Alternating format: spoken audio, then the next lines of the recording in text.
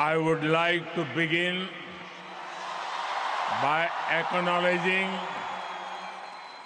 the traditional owners of the land on which we meet, and I pay my respects to their elders, past, present, and emerging.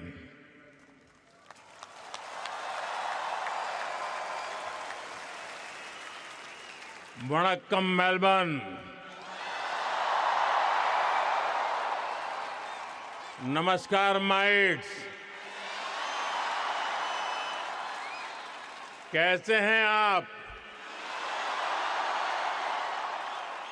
केम छो? ये show Housefull है, blockbuster है।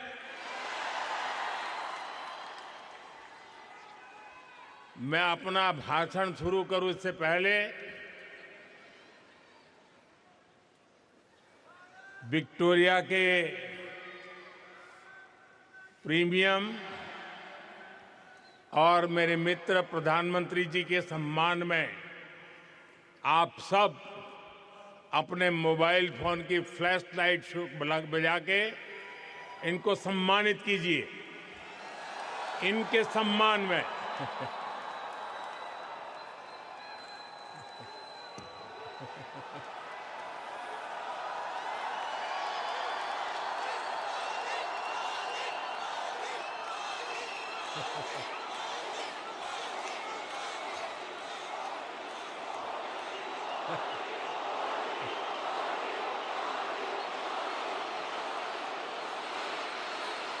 साथियों, इससे पहले मैं 2 बार सिडनी में आप सबसे मिला था। मेलबर्न वालों से मिलने का मुझे भी इंतजार था,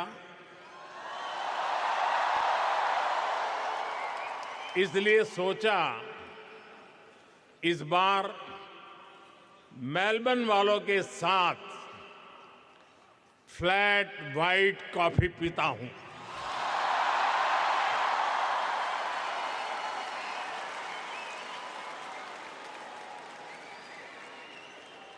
साथियों,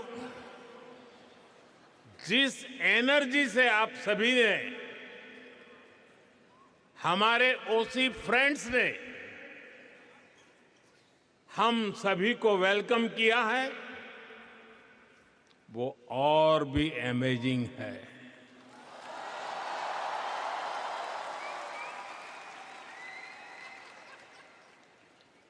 मेलबर्न ने एक तरह से मैदान मार लिया है।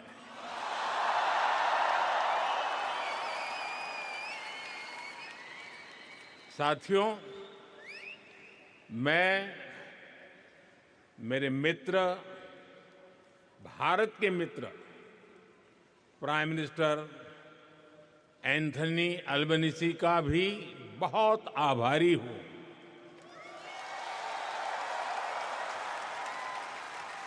आप सिडनी में भी साथ थे और आज यहां मेलबर्न में भी भारतीय कम्युनिटी के बीच आए हैं।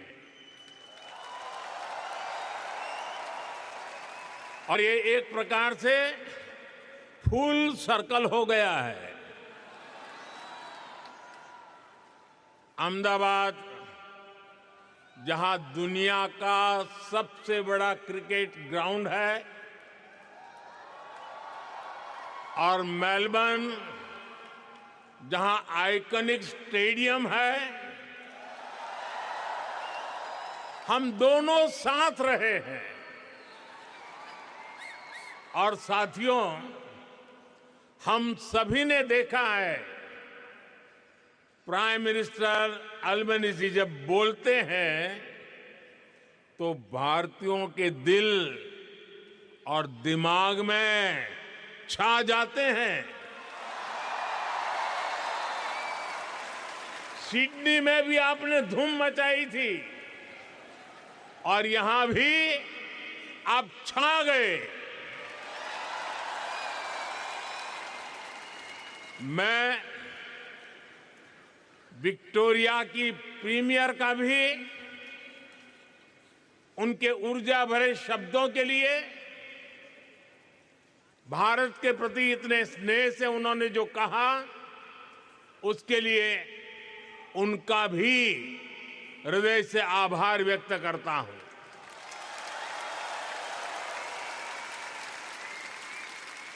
साथियों, मैं जब साल 2014 में ऑस्ट्रेलिया आया था, तो 28 साल के बाद भारत का कोई पीएम यहां पहुंचा था।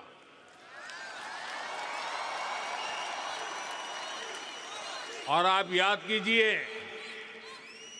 तब मैंने कहा था कि अब आपको 28 साल इंतजार नहीं करना पड़ेगा। पिछले 12 वर्षों में मैं तीसरी बार यहां आया हूं।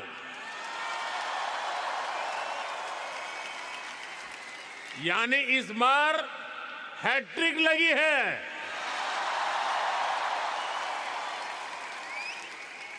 ये दिखाता है कि भारत और ऑस्ट्रेलिया के रिश्ते किस ऊंचाई पर है। और जानते हैं, इसमें सबसे बड़ी भूमिका किसकी है?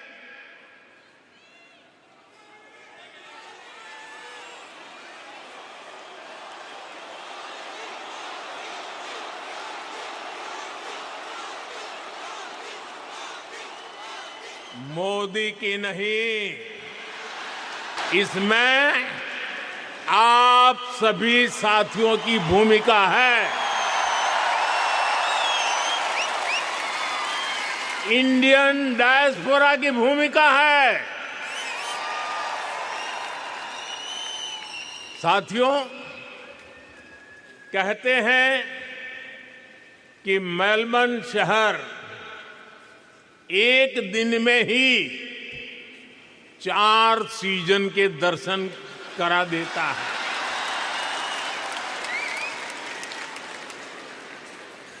लेकिन भारतीय समुदाय ने अपने कल्चरल कलर से इसको और वाइब्रेंट बना दिया है। यहां मेलबर्न में और आसपास काफी ऐसे स्थान हैं, ऐसे मार्केट्स हैं जो भारतीयता के रंग से भरे हैं। कोई इन्हें लिटिल इंडिया कहता है, कोई मिनी इंडिया कहता है। नाम जो भी हो, लेकिन रंग भारतीयता से भरे हुए हैं।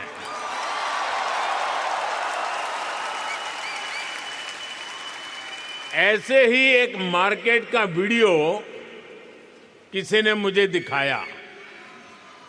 वीडियो में बता रहे थे कि वहां खूब सेल चलती रहती है। इस सेल के चक्कर में लोग गनचक्कर बन जाते हैं। शॉपिंग का मूड न भी हो तो भी खरीदारी करनी ही पड़ती है। मैं सही कह रहा हूं ना? सेल का आकर्षण होता है ना? साथियों, आप में से कई साथी फर्स्ट टाइम ऑस्ट्रेलिया आए और कईयों का जन्म भी यही हुआ।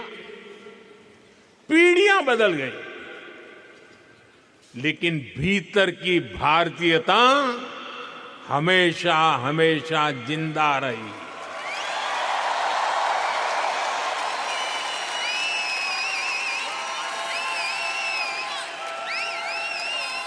यहां कई सारे साथी ऐसे होंगे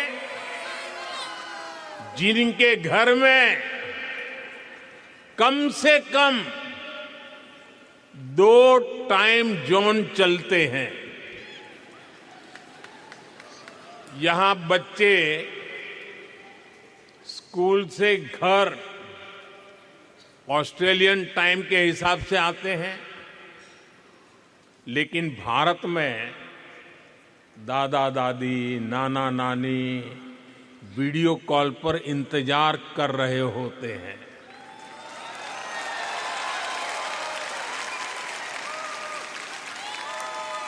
यहां वीकेंड होता है तो भारत में किसी शादी की लाइव स्ट्रीमिंग चल रही होती है। यानी दूरी हजारों किलोमीटर की है, लेकिन डेली रूटीन आज भी भारत से जुड़ा हुआ है। और इस रूटीन के साथ आप सभी ऑस्ट्रेलिया के विकास में पूरी शक्ति से जुटे हुए हैं।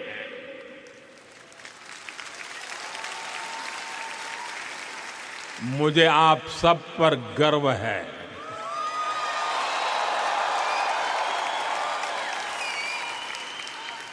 साथियों, हम भारतीय ऐसे ही हैं जैसे दूध में चीनी मिल जाती है, उसे और मीठा कर देती है। वैसे ही हम भारतीय दुनिया में अपने प्रेम का रंग घोलते रहते हैं।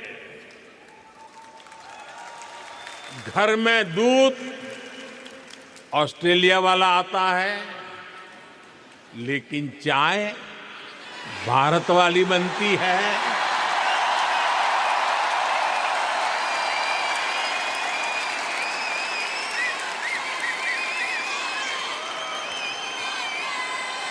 अरे चाय वाला